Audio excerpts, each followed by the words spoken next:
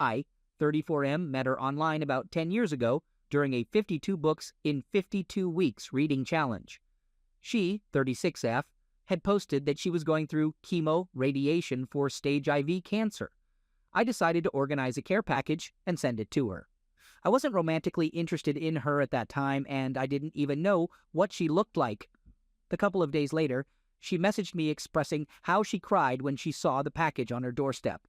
"No one has ever done something so thoughtful for me before," she said.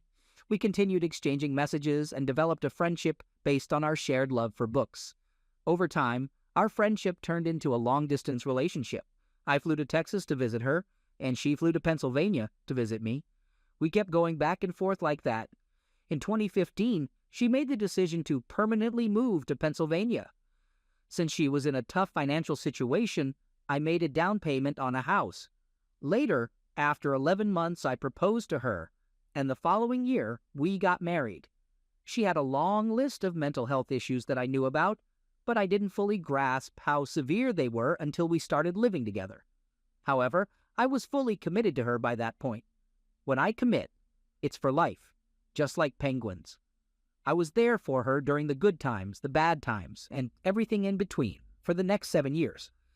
As our marriage was coming to an end, she was actually at the highest point in her life. She had managed to get her psychiatric problems under control, and her career was flourishing as she worked from home and made more money than ever before. In court documents, she later claimed that I had forced her to take that job so I could control her. The person she was cheating on me with lived in New York, and she used the excuse of needing to visit the company's office there as a cover to see him for at least 2 years. In the 7 years we lived together, we only had one fight. It happened during our honeymoon in Key West, Florida, when she got upset because I called to check on my parents. We made up, and she eventually understood that my parents are really important to me, so I continued to call them daily, which didn't bother her. Since we didn't have children and both had successful careers, there weren't many other things to argue about. From the outside, our marriage seemed good. But in reality, it was a one-sided relationship where she relied on me like a parasite. Towards the end of our marriage, as I got to know her better, I realized that she wasn't a supportive partner. Instead, she used me to stabilize her own life, and once she no longer needed me, she discarded me like garbage. In January 2020, we flew to Oklahoma and made a down payment on a piece of land so she could be closer to her family. Construction on the house started in the months that followed.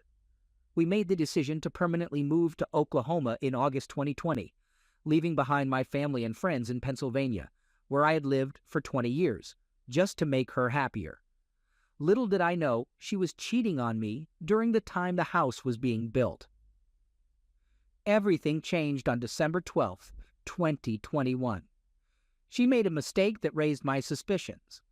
While she'd been sober for 1.5 years after struggling with alcoholism, she would binge when I went to work at night. She suddenly expressed a desire to attend an AA conference in Chicago. I didn't have a problem with it and supported her. However, she forgot to bring a gift for her AA sponsor, someone she claimed was incredibly important to her.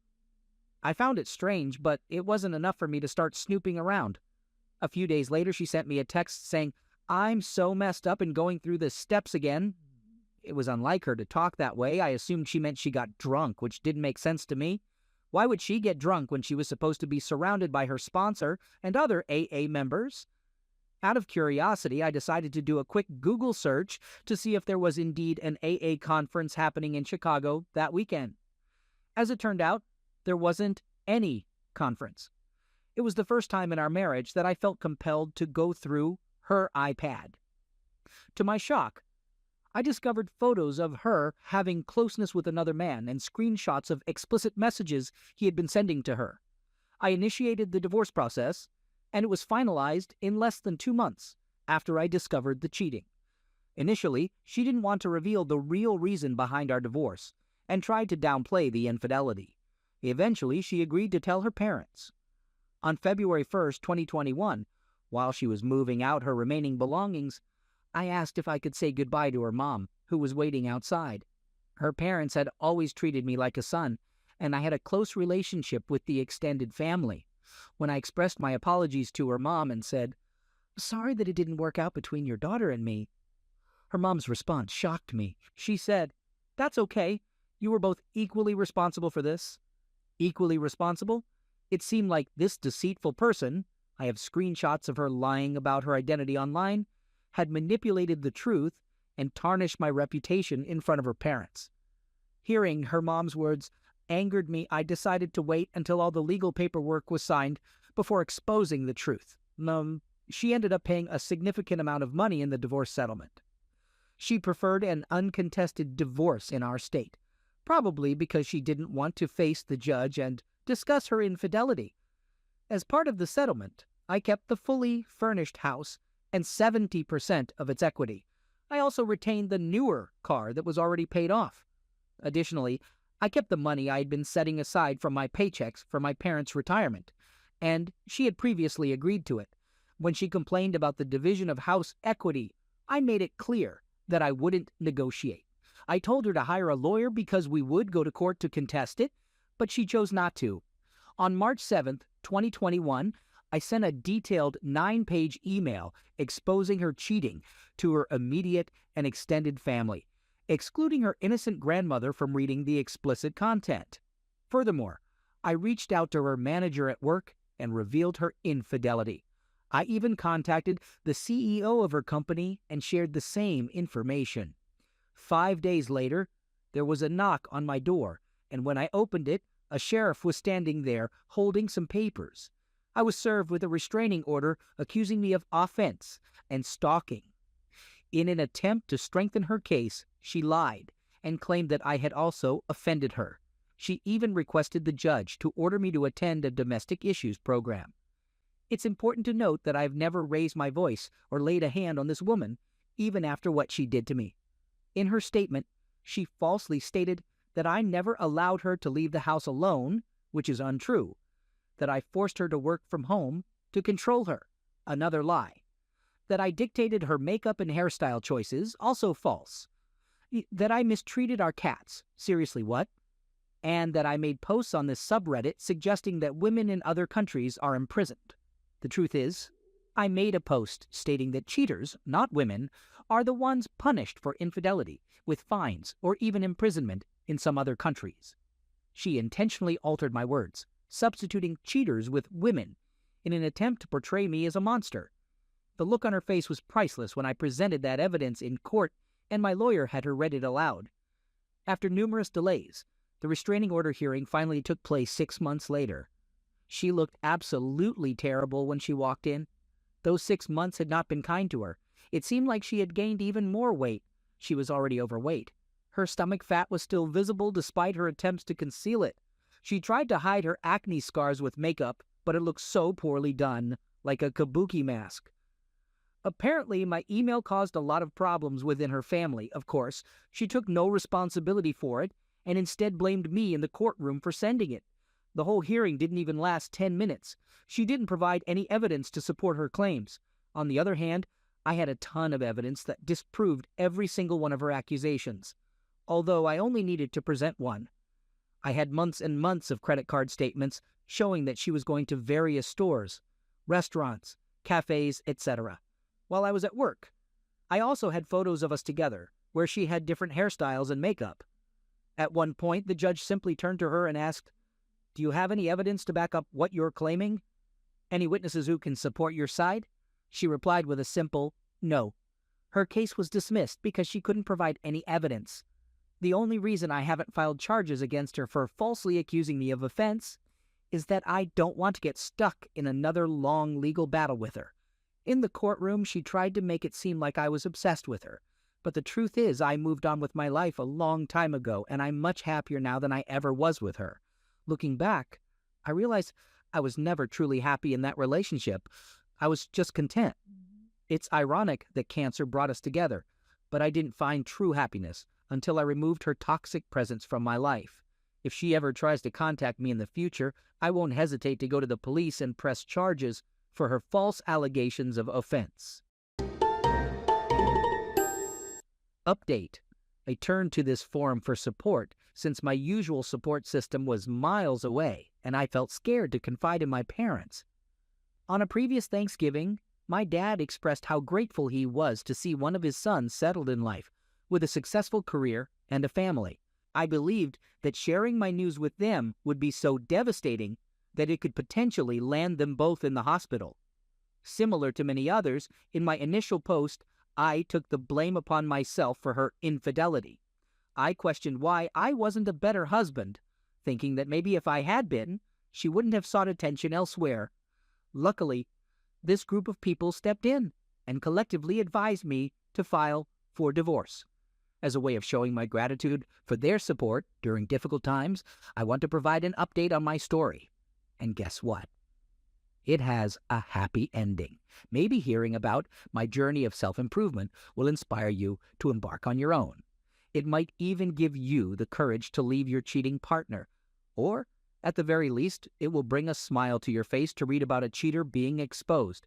After finding out about her infidelity, I was devastated. My self-esteem took a major hit, and I felt like I had no self-worth. In order to rebuild my self-esteem and sense of worth, I embarked on a journey of self-improvement. Setting goals and working hard to achieve them played a crucial role in regaining my self-esteem. My weight loss journey had actually started a couple of weeks before I discovered her cheating. However, her betrayal motivated me to kick it into high gear. Just a few days after D-Day, I joined a gym, and over the course of the next 11 months, I managed to lose nearly 60 pounds. Here's a photo that shows my progress. About a month after D-Day, on a whim, I decided to sign up for a marathon. Despite still being overweight and not having run a mile since my high school soccer days, I had 87 days to prepare and was determined to finish the race no matter what. And guess what? I did it. I completed the marathon in a little over 5 hours. After crossing the finish line, my confidence skyrocketed. If I can accomplish this, there's nothing I can't do when I put my mind to it. Right now, I'm on the lookout for an endurance coach to help me train for a triathlon. A few months after completing the marathon, a friend threw down the gauntlet and challenged me to try bodybuilding. It was completely out of my comfort zone to stand half naked in front of a big audience, alongside competitors who had much more experience than me, and face judgment.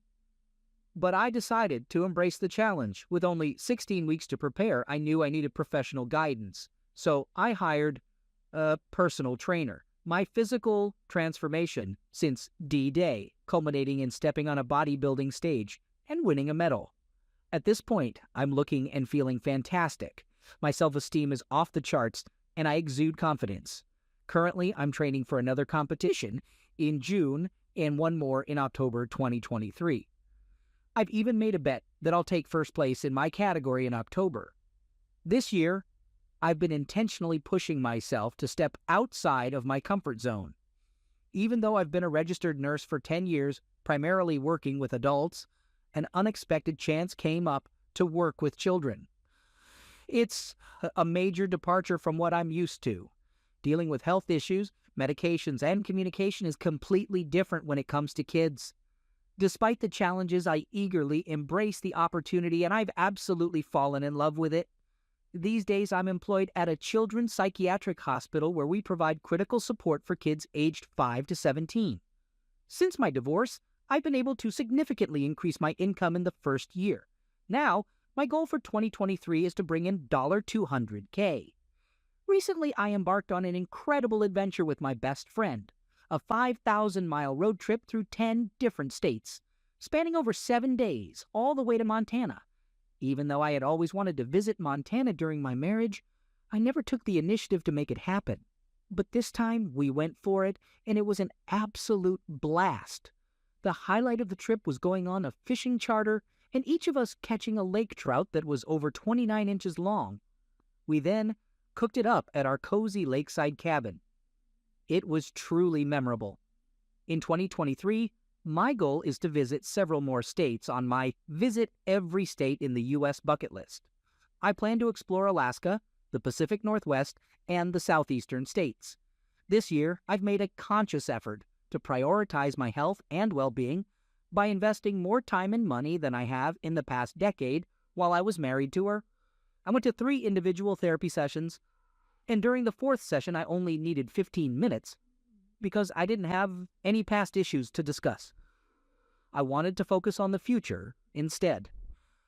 It reminds me of what Wayne Gretzky once said about anticipating where the puck is going, not where it has been. The therapist felt that I didn't require any more sessions because I was doing remarkably well. I had fully recovered at that point. I no longer had any triggers. I used to have a recurring nightmare where they would both laugh at me, the clueless husband. But those nightmares stopped when she falsely accused me of offense in the restraining order. That's when I realized that she didn't care about me at all. So why should I care about her? Interestingly, her birthday falls 9 days before mine, and this year I completely forgot about it. On D-Day, or as my friend calls it, Liberation Day, I went out to celebrate. When it came to my love life, I decided to wait until the restraining order case against me was resolved before pursuing any romantic interests. Unfortunately, my first attempt didn't go so well. I asked a female coworker in her 40s out on a date, and she responded with a vague, "I'll think about it and let you know." Ouch! In my book, if it's not an enthusiastic yes, it's a no. A friend recommended the Hinge dating app to me, and I had much better luck there.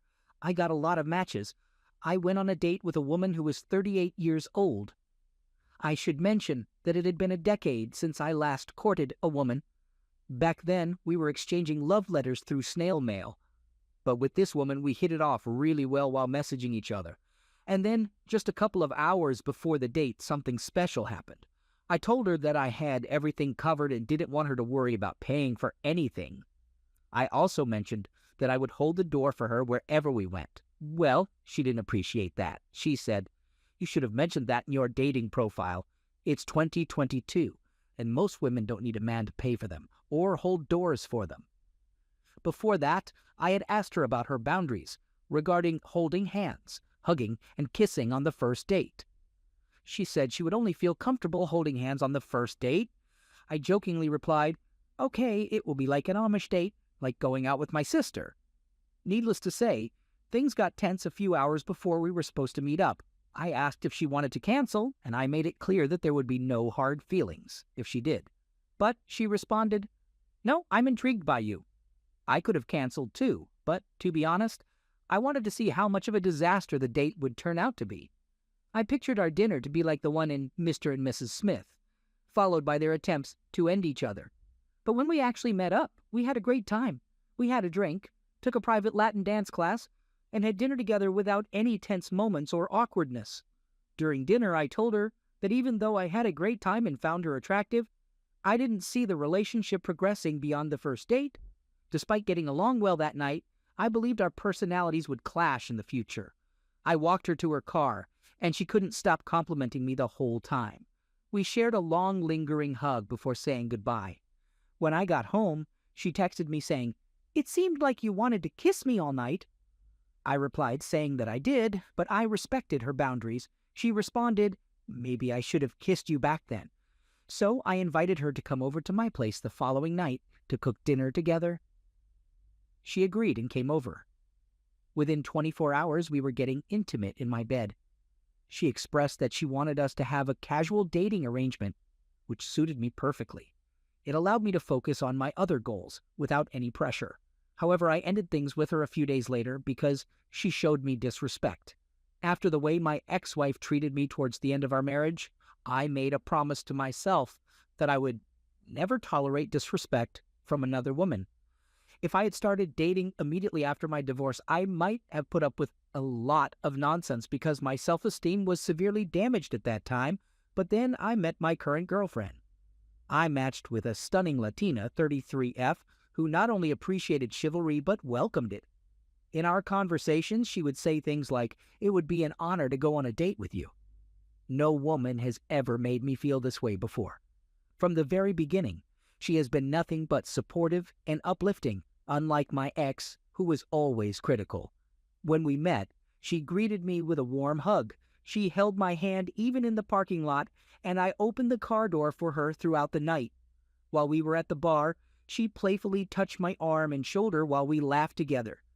We decided to go dancing, and even though she was much more experienced than me, I have 0 dancing skills and 2 left feet, It felt natural and exciting to dance with her. I didn't feel like a clumsy robot on the dance floor like I did on my first date with the other woman. Our bodies moved together effortlessly, and she even kissed my neck as we danced the merengues. At one point, the dance instructor left the room to let us have our own moment. It was so much fun! After dinner, I took her to my employee party because I knew she loved to dance. I slipped the DJ a $20 bill and asked him to play her favorite song. We hit the dance floor while everyone watched us.